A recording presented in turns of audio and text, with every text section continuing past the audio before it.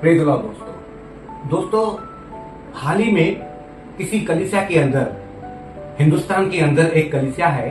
उस कलीसिया में एक पास्टर ने परमेश्वर की पवित्र वेदी पर खड़े होकर आम सभा में कुछ विश्वासी भाइयों को दुष्ट कहा है। वो दुष्ट इसके लिए कहा है, कुछ लोगों को पास्टर ने पैसा दिया था, वो पैसा उन लोगों ने लौटाकर वापस नहीं दिया है। इसके लिए पास्टर उन तमाम लोगों को दुष्ट कह रहा है परमेश्वर की पवित्र वेदी पर खड़े होकर। अब पैसा क्यों दिया था? ब्याज पर दिया था, बिजनेस करने के लिए दिया था, दस्ती दिया था, रखने के लिए दिया था, व्हाटएवर। वो उस मैटर में हम नहीं जाएंगे क्योंकि ये उनका पर्सनल मैटर है। लेकिन सवाल ये है, क्या एक पास्टर परमेश्वर की पवित्र वेदी पर खड़े होकर लोगों को दुष्ट कह सकता है? पहले जिनके साथ खाया, पिया, घूमा, दोस्ती किया, उन्हीं लोगों को कुछ समय के बाद दुष्ट कहता है।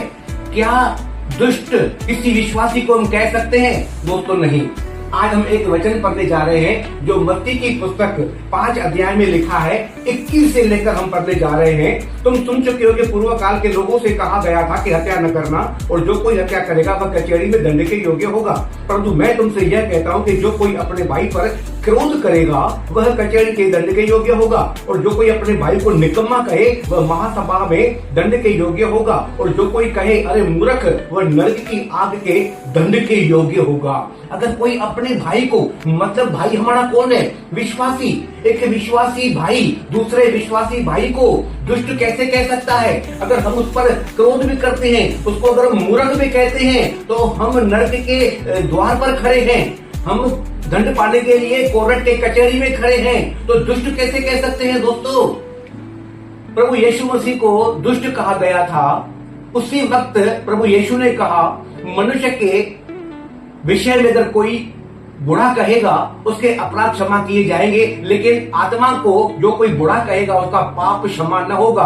क्यों कहा था? क्योंकि लोगों ने जब यीशु मसीह पवित्र आत्मा से भरा हुआ था, उस पवित्र आत्मा से भरे हुए मनुष्य को दुष्ट कहा। तो हम सब विश्वासी पवित्र आत्मा से भरे हुए हैं, तो हम अल्टीमेटली परमेश्वर की आत्मा की निंदा कर रहे हैं, जिसकी क्षमा न हमें इस लोक में मिलेगी न उस लोक में मिलेगी। हाँ, प्रभु यीशु मसीह ने कुछ लोगों को शैतान कहा था, पतरस को भी एक बार शैतान कहा था, लेकिन तब पवित्र आत्मा नहीं था।